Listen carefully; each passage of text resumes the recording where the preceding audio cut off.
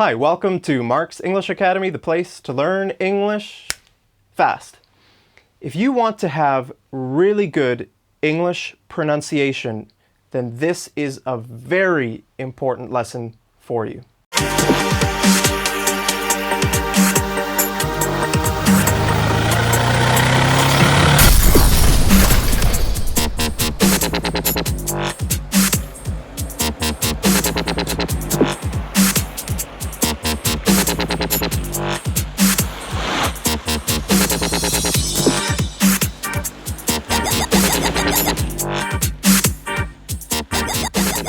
So, this lesson is about syllables and stress marks.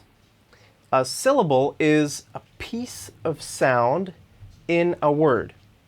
So, some words have one syllable, some words have two syllables, or three syllables, or four syllables, or any number of syllables. Take a look at this, for example. Mark's English Academy. The word Mark's has one syllable, English has two syllables, and Academy has four syllables. If you listen carefully, you can hear how many syllables each word has. Mark's English Academy. Okay, a stress mark is this red thing. It's called a stress mark because it adds stress or emphasis to a syllable. So the word English has the stress on the first syllable.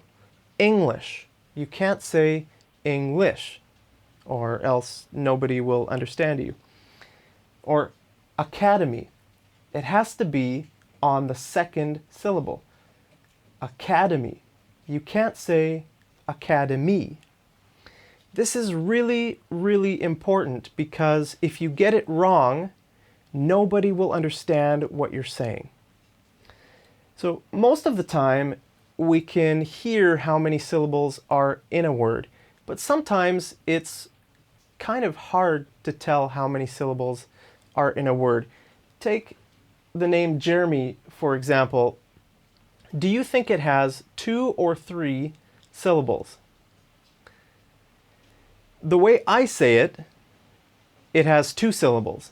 Jeremy. Jeremy.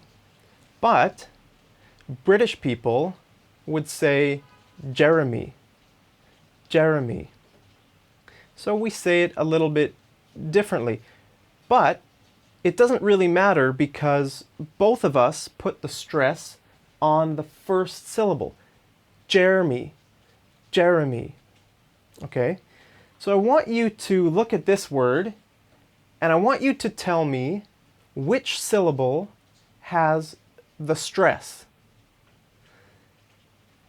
I know it looks like a crazy word, but I've actually used this word in real life, so it's not that crazy. Can you see where the stress mark should go? You probably don't even know how to pronounce this word, so I'll tell you. It's floxinosinylipilification. Okay, did you hear where the stress was? Floxinosinylipilification. Yeah, you're right. It's on the second last syllable. Floxinosinylipilification. You're probably wondering what this word means. So I'll tell you. It means viewing something as worthless. Viewing something as worthless. For example, if I was invited to a party every week, let's say you invited me to a party every single week, and I thought, the party probably won't be any fun, and probably no one will even talk to me. I'll just stay home. Then I would have a tendency toward floxinosinylipilification because I think about the party and I view it as worthless. So I'm just going to stay at home. All right, so in that word, the stress is on the second to last syllable. Now, sometimes in English,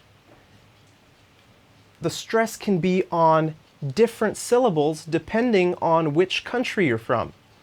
So I'm from Canada, and here are two examples of how I would say words differently from a British person. Okay, I would say this word laboratory. Laboratory. So I put the stress on the first syllable. But British people say laboratory. Okay, they put the stress on the second syllable. I think they say it better because listen to how I say it. Laboratory. Okay. I put the stress on the first, laboratory. Laboratory. Where's the O? When I say it, the O disappears. So when the British people say it, they say laboratory. So they actually say the O. So that's better. The second word, aluminum. I say aluminum. A British person would say aluminium. Aluminium. Okay? Aluminum, aluminium. In this case, I think I say it better because I say all the vowels, aluminum.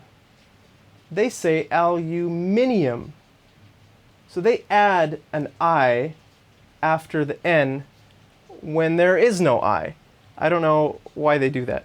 But anyway, those are some examples of how, depending on the country you're from, you can put the stress on different syllables. Now, you're probably wondering, how do I know which syllable to put the stress on? It's a very good question, and I'll give you some tips. But first, it's sponsor time. This lesson is brought to you by nobody.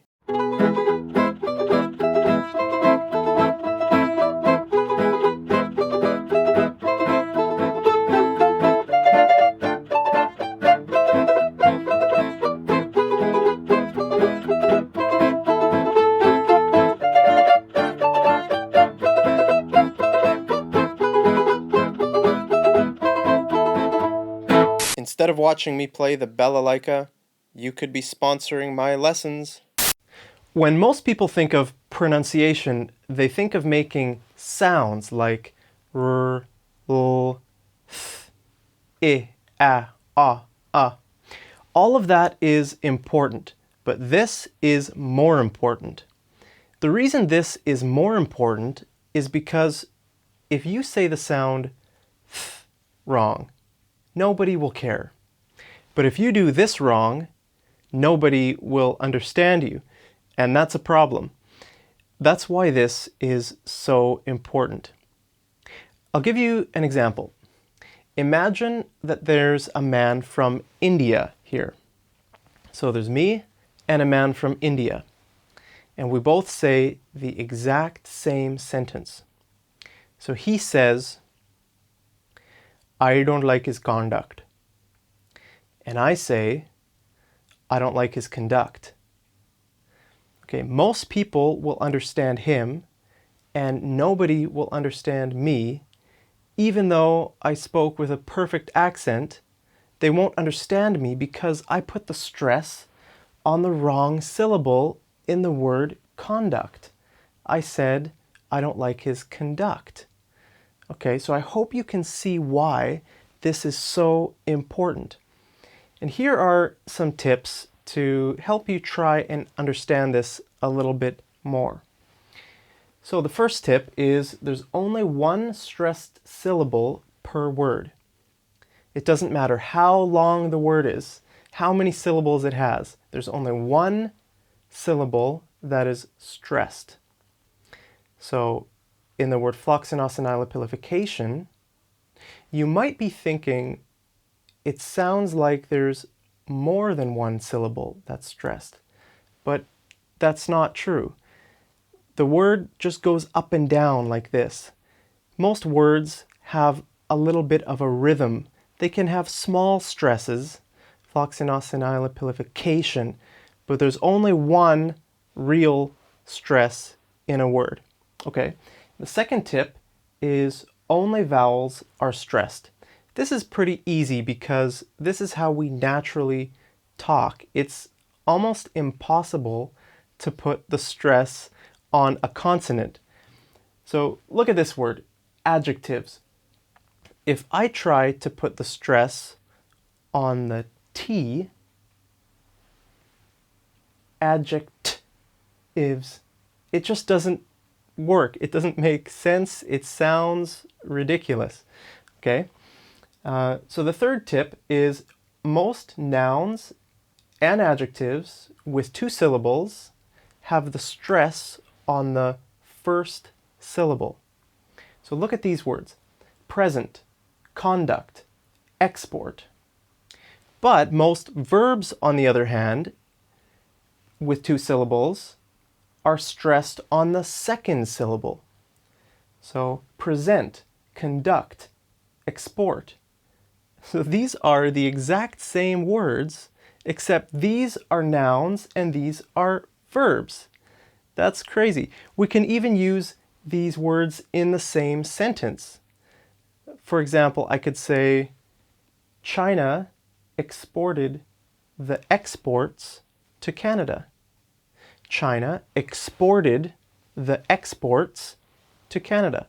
Or, I present you with a nice present. Okay, I present you with a present. All right, so it's important to get these right. A lot of people make the mistakes. A lot of people make the mistake with the verbs and with the nouns. They switch them up, and it's very hard to understand what they're saying when they do that. So try to remember this especially, the difference between the nouns and the verbs. Okay, the fifth tip is when a word ends in ik or shun, then the stress is on the second from the last syllable.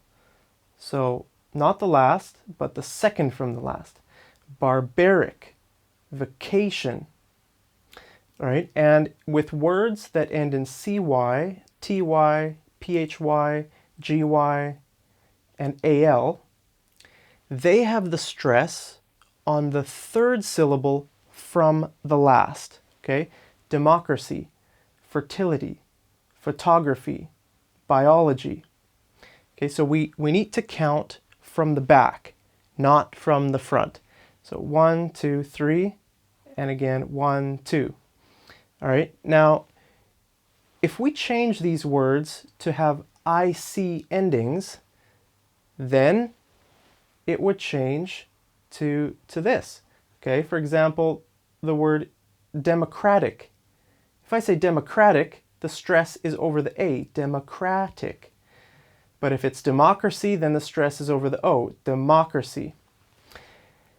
Okay, so there are some tips. I know it's a little bit confusing, and it's very hard to use this in real life when it's so much theory. It's hard to speak it out. But if you think about this, the more you think about it, I think the easier it will become when you actually try to use it in real life. So good luck, and that's it for this lesson. If you want to learn more words like floxinosinylipilification, then click on the subscribe button right down there, and I'll see you over in the next lesson. Take care.